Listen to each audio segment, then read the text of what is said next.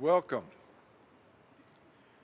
I ask you all to stand as we march on the colors and remain standing while Noah Griffin leads us in singing the national anthem. March on the colors.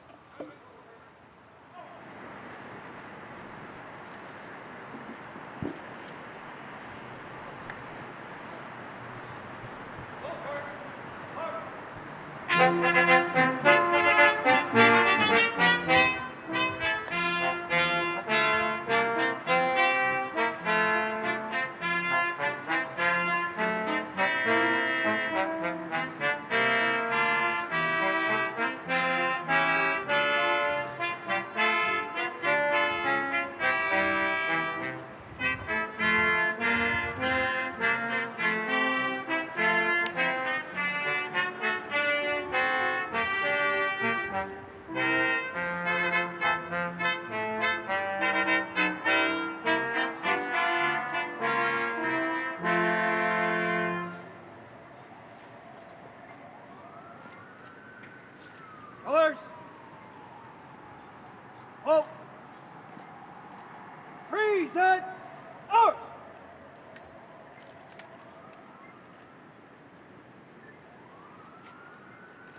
Oh, say, can you see by the dawn's early light what so proudly we hailed at the twilight's last gleaming, whose broad stripes and bright stars through the perilous fight o'er the ramparts we watched were so gallantly streaming, and the rocket's red glare, the bombs bursting in air, gave proof through the night that our flag was still there. Oh, say, does that star-spangled banner yet wave o'er the land of the free and the home of the brave?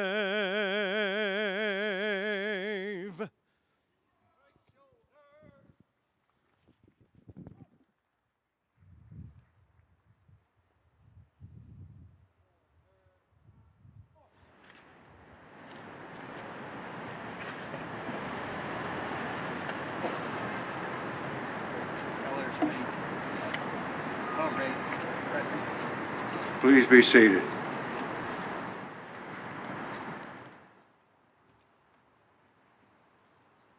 Today's dedication marks the culmination of nearly 5 years of effort and 82 years of waiting.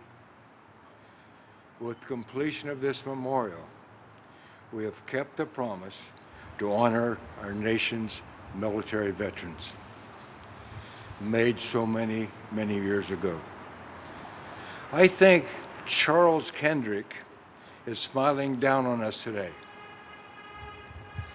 Charles was a World War I veteran, a hero, who led the efforts to build this War Memorial Complex. It culminated in this War Memorial Opera House, the Veterans Building, and this Memorial Court. There just never was enough money to build a Veterans Memorial. Charles had a son, Charles Jr. He was an ace, a Marine ace on World War II on Guadalcanal.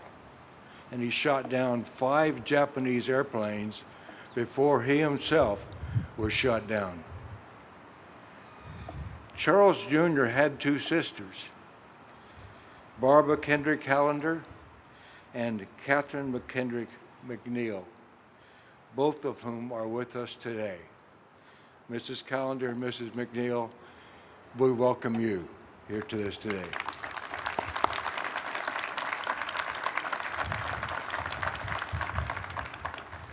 This memorial is entitled Passage of Remembrance and designed by artist Susan Narduli. Susan is with us today. Susan.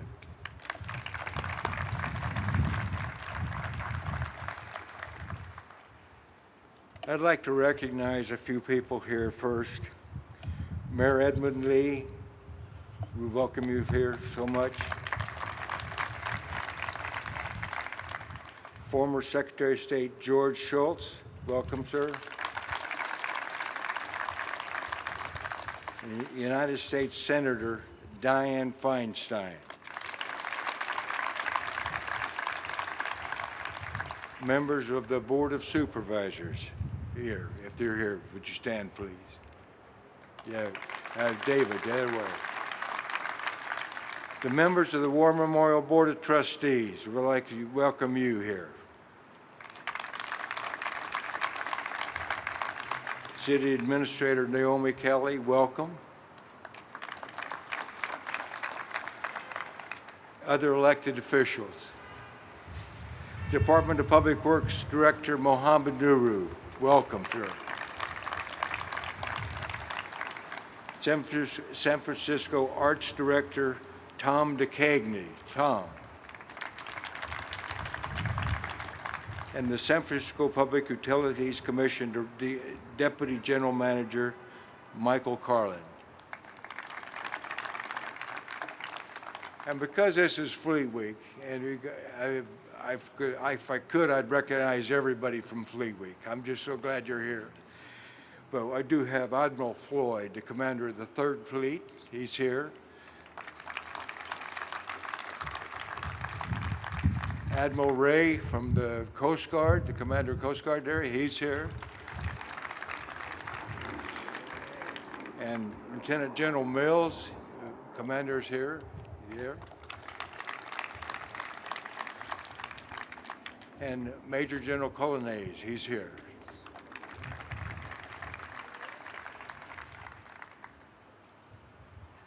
And former Mayor Willie Brown, we're going to recognize him here. He's here.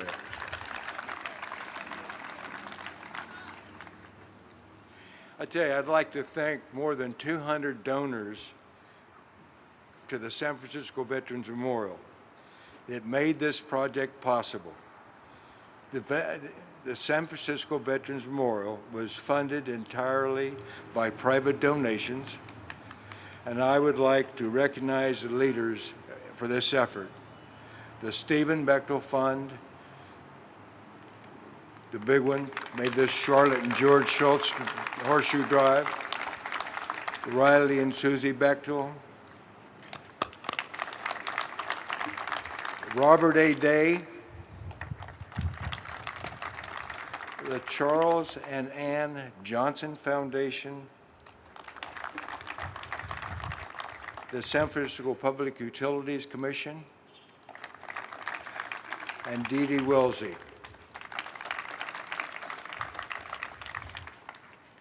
I am pleased and honored to welcome one of the co-chairs of our Veterans Memorial Steering Committee and the honorary co-chair for Fleet Week, the Honorable George P. Shultz.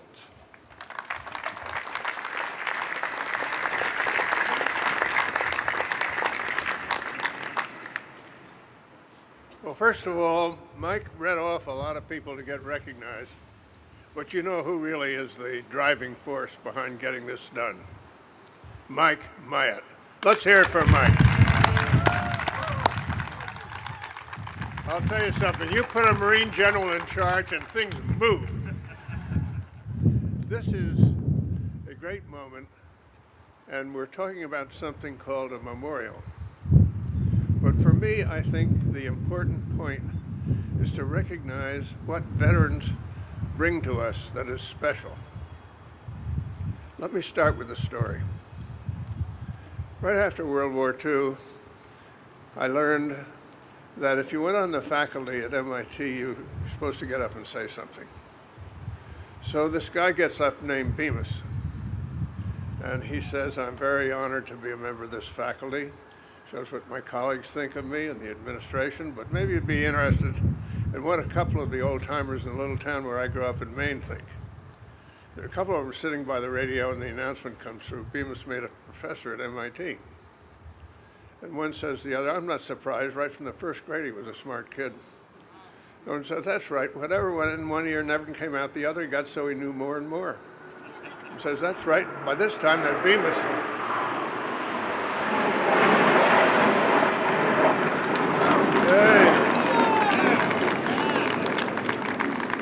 Says, "By this time, that Bemis, he knows everything." The other shakes and says, "That's right. That Bemis knows everything, but he don't realize nothing." So I make that point to say there's more than one kind of knowledge. There's what you have in your head, but there's what you learn from your experience. It's what's in your gut, what you realize. And for the most part, things that really move you and cause you to do something emanate from the gut. So I ask you to think about our veterans. What they bring back to us. They are people who have been put under a lot of stress, and they've learned how to handle stress. They've often been deployed in rather strange places, so they learned how to look around and take in that reality and learn something about it. They've learned something about accountability. In life, accountability and having a sense of accountability is really important. They've learned teamwork.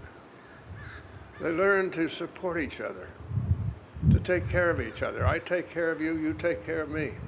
That's the bond. They've learned something about leadership. They've seen good leaders. Maybe they've been a leader, undoubtedly, in many instances. And they've also learned something about followership. They've learned about personal responsibility. All these things are in the gut.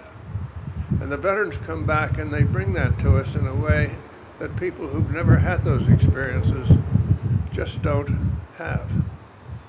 So the message that I want to give at the dedication of this memorial, it's a memorial, but let us remember, memorialize the importance of our veterans, what they bring to the party as a result of the experiences they've had, because they make gigantic contributions to our life. So thank you, veterans.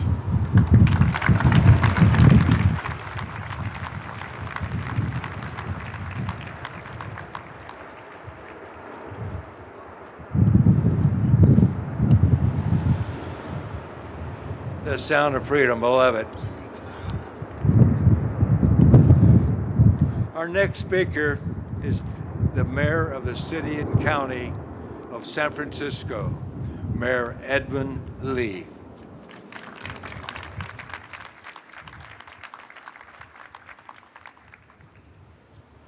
General, let me add my thanks to you and your wonderful work. Senator Feinstein, former Secretary George Shultz, former Mayor, my good friend, Willie Brown. To all of you, it is really a happy occasion that we match this dedication with Fleet Week. You don't know how inspiring that is for this city. But we also made a promise over 82 years ago that we would get this dedication done. And I was reminded today to remind you that Charlotte Shultz was not around 82 years ago to make that promise. But thanks to her and George, thanks to the incredible Veterans Committee raising all the funds, a special thanks to Stephen Bechtel, and everyone on that list that you see today, this came to fruition. And it was over a year ago that I looked Mohammed in the eye and Naomi in the eye and says, we got to get this done. We got to make sure all the agencies honor our veterans appropriately by getting this memorial done. Well, not only did they go to work as a team, with the Arts Commission, with Public Works, with Rec and Park, with the Veterans War Memorial Committee and trustees, they went to work almost as if they were called to go onto the beach and make this happen. So I want to say thank you to all the city agencies for working so well together to honor our veterans.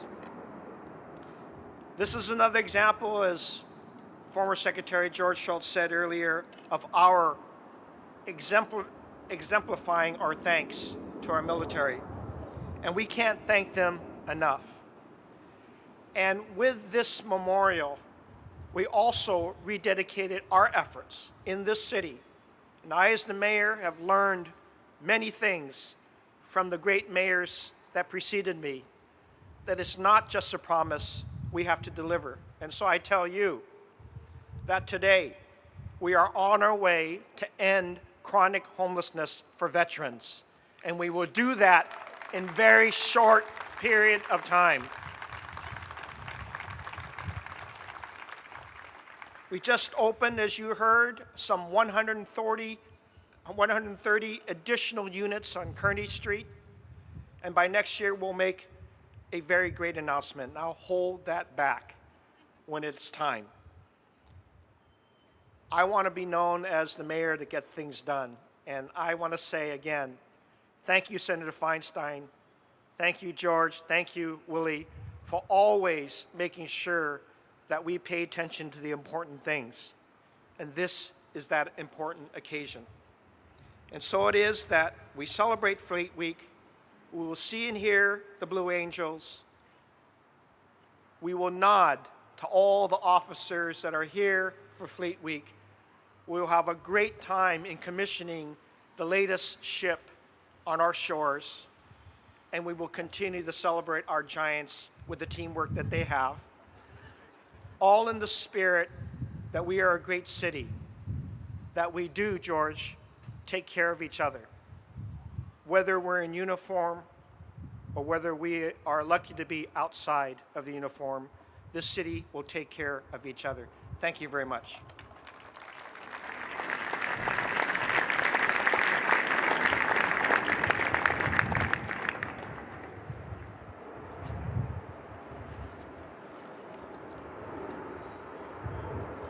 Next speaker is a member of our steering committee for this project, former Mayor Willie L. Brown, Jr.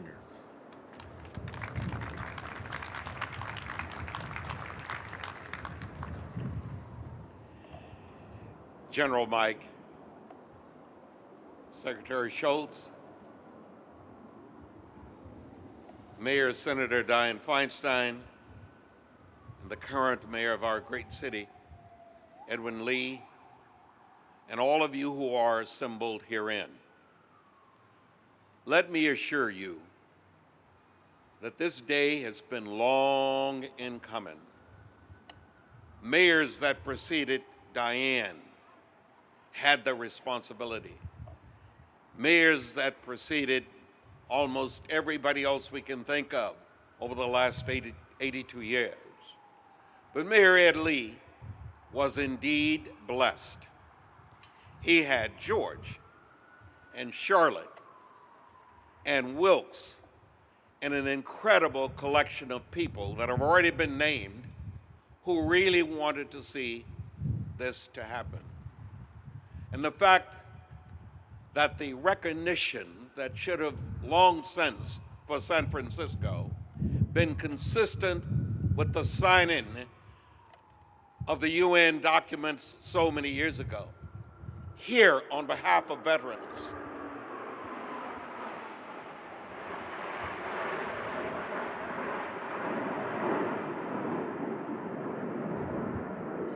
the President is a friend of mine, and I asked him exactly the time. I thought he had forgotten, George, when he did it for you. Veterans are indeed important. We have to acknowledge that.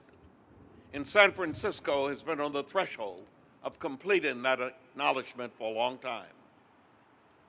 The end result is what you are about to see now. But before this occasion, there have been time and time again when soil from the places where the veterans have given their lives, their soul, and the energy to protect our right to exist as we do, that soil has been a part of what was here. And when the great design by Arthur Brown of these incredible series of civic buildings, the ultimate one was to be the War Memorial with an appropriate acknowledgement of the veterans' contribution. You are participating in exactly that today.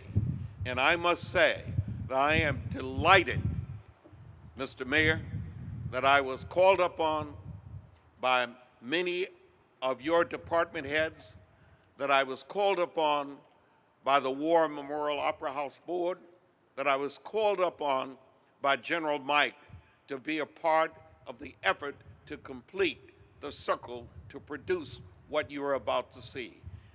We can celebrate, and we celebrate with all of the fanfare that goes with being a San Franciscan, because now, for veterans, this is a special place.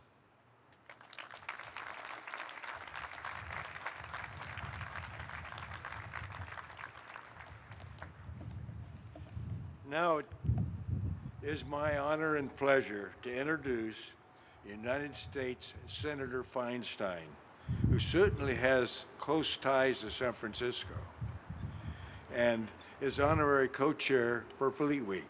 Senator.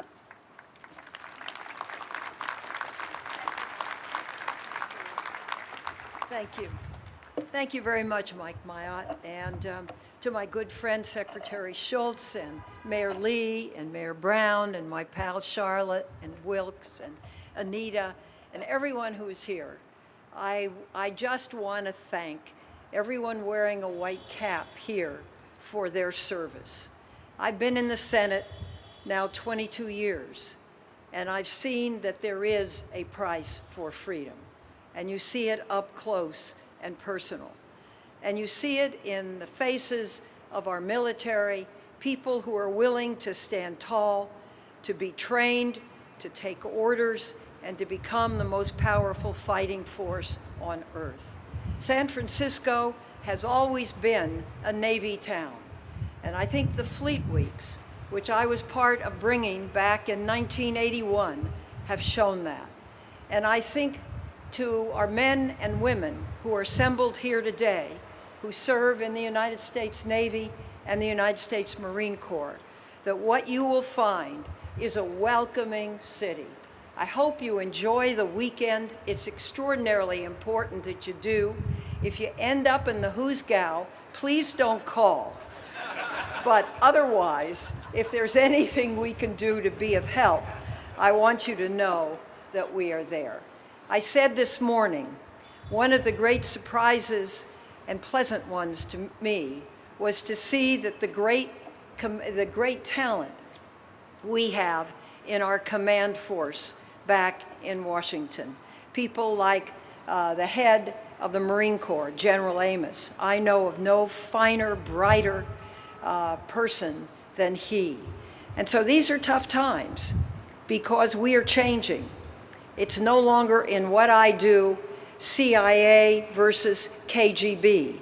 It's a whole host of metastasizing non-state actors who kill at will and who do some of the most terrible things anyone can think of, and will, if they can, I believe, attack us. So to all of you who say strong to protect this nation, it is not yet a day when we can say we can relax. I want you to know how much we appreciate that.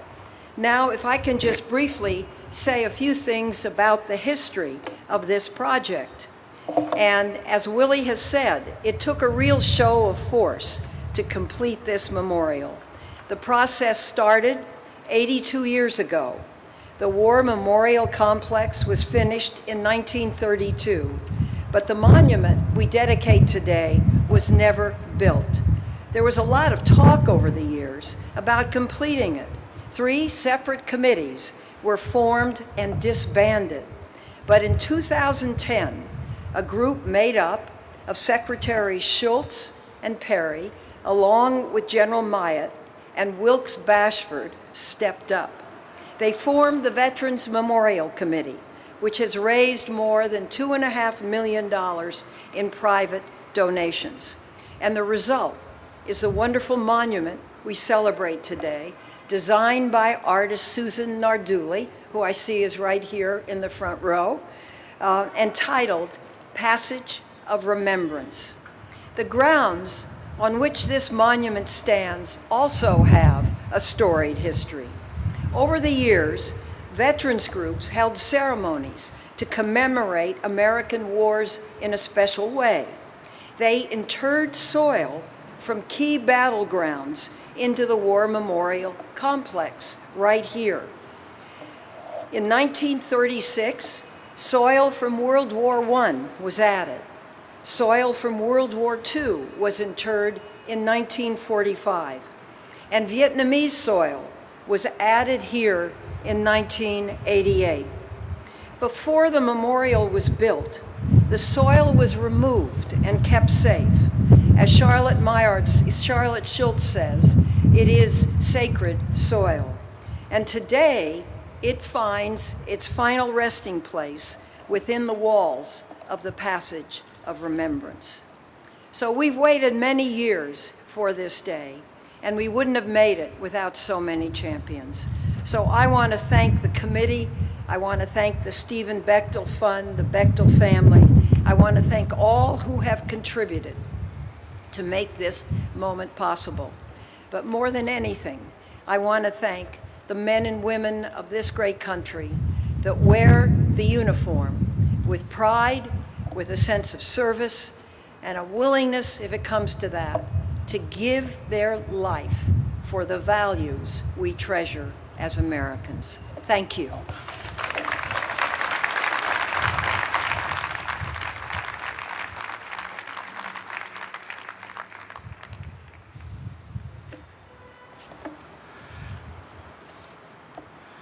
Noah Griffin is going to recite a poem by Archibald MacLeish. It's titled Young Dead Soldiers. This particular poem has been inscribed here in a very special place as part of the San Francisco Veterans Memorial. Archibald MacLeish wrote this poem in the middle of the last century when he was a librarian for the Library of Congress. As a young man, he served in World War I, and he had witnessed suffering and death on the battlefields of Europe. After World War II, when the Library of Congress held a memorial service for those members of its staff who had died during the war, MacLeish contributed his powerful poem that not only commemorated the dead, but it made it clear that those who survived bore a special responsibility to make the deaths of those soldiers meaningful. So as Noah recites the poem, I ask that you think about ways that you can live up to that responsibility to make the deaths of American soldiers, sailors, airmen, and Marines who have lost their lives in war meaningful. Noah.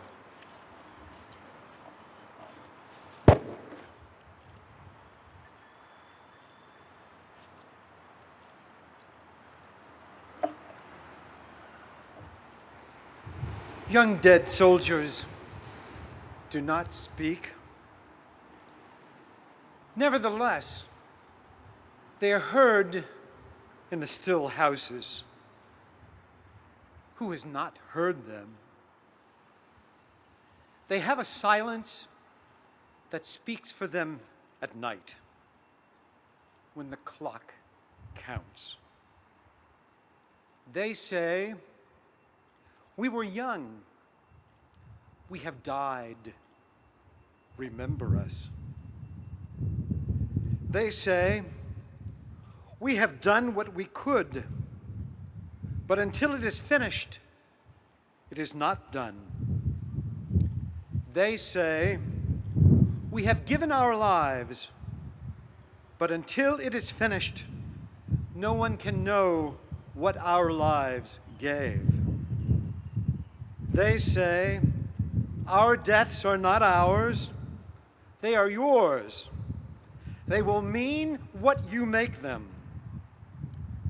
They say, whether our lives and our deaths were for peace and a new hope, or for nothing, we cannot say. It is you who must say this. We leave you our deaths. Give them their meaning. We were young, they say. We have died. Remember us.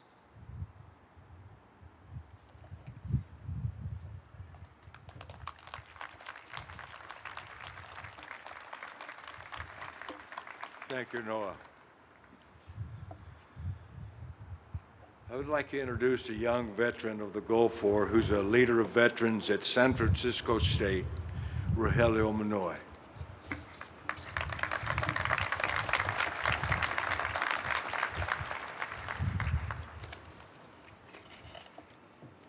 I want to thank and welcome General Mayette, Secretary Shultz, Senator Feinstein, Mayor Lee, and Mayor Brown, the War Memorial Board of Trustees, the Veterans Memorial Committee, our honored guests from the armed services, my comrades and colleagues from the various veteran service organizations such as American Legion, Veterans of Foreign Wars, AMVETS, and even Swords to Plowshares.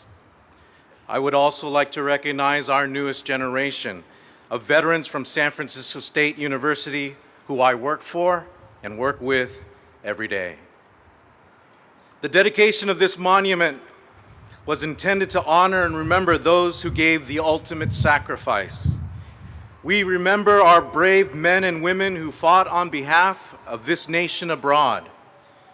Part of this monument will contain sacred soil that has been brought from those battlefields, from the hills and valleys in Europe to the jungles and islands in the Far East, and from Central America to the current conflicts happening in the deserts of the Middle East.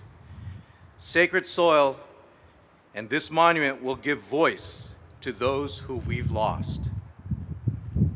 The irony for me is that although I served honorably in the Army and prepared for battle myself, my desert was Colorado Springs. My jungles were the sweltering summers in South Carolina. But nevertheless, I stand here today to give voice to those who are now silent. Those who gave their life in battle did so out of duty and honor, but as I have found with the stories that I have heard from my veteran students and other veterans who have seen combat, each one of these fallen really gave their life for the man standing next to them. By honoring the fallen, we must also honor those who they really fought for and with, those who made it back home. As this monument speaks for those who are made silent by death, we as a community need to give voice to those who may silently live on. From our elected officials to our institutions of higher learning, our businesses and corporations, to every veteran service organization, and even amongst the veteran community itself, we need to live our lives remembering the great sacrifices made for us. We need to work together to serve those who have served. And with the dedication of this monument and the interring of the sacred soil, we need to renew our vow to stop homelessness in the veteran community, to provide the services and benefits our veterans have earned and deserve, and educate our newest generation of veterans and give true opportunities in the workforce to our highly skilled, highly disciplined veteran job seekers. In this way, we will truly honor and remember the sacrifices made in those faraway lands and give a voice to our honored fallen and those they died for. Thank you.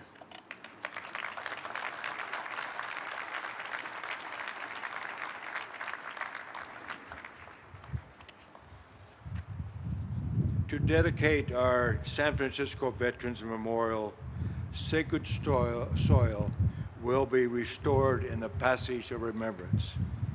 The chest with the soils was made especially by the staff of the War Memorial Board. The seal of each of the services is on the chest, and the inscription, Ne oblé Wiskamar, which translates, that we never forget.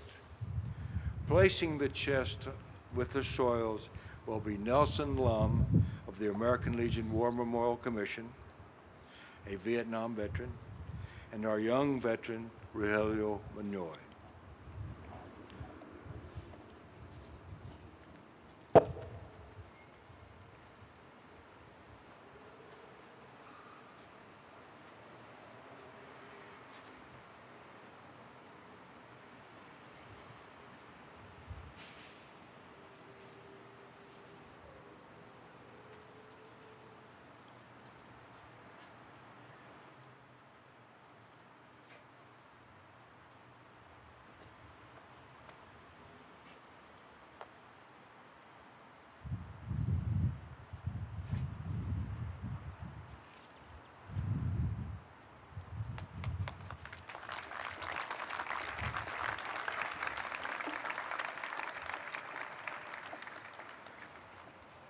In a minute, I will ask you to rise as we retire the colors, but first, as the 1st Marine Division band plays, I invite you to pass through the War Memorial, stopping to reflect on the poem and have a glass of champagne.